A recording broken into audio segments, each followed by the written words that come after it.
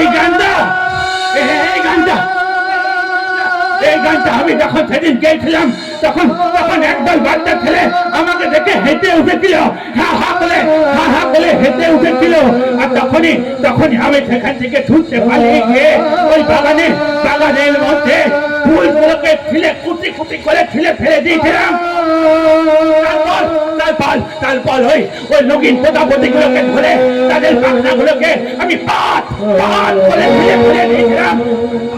তারপর ওই রাত্রিবেলায় তাদের কাছে গিয়ে ওই তাদের দিকে আমি সূত্র দিয়েছিলাম।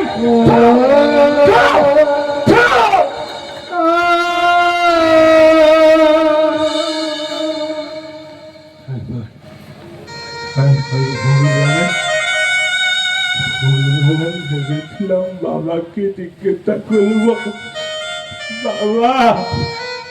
বাবা তাকে কেউ দেখতে পারে না, তাকে সবাই কেন্দ্র করে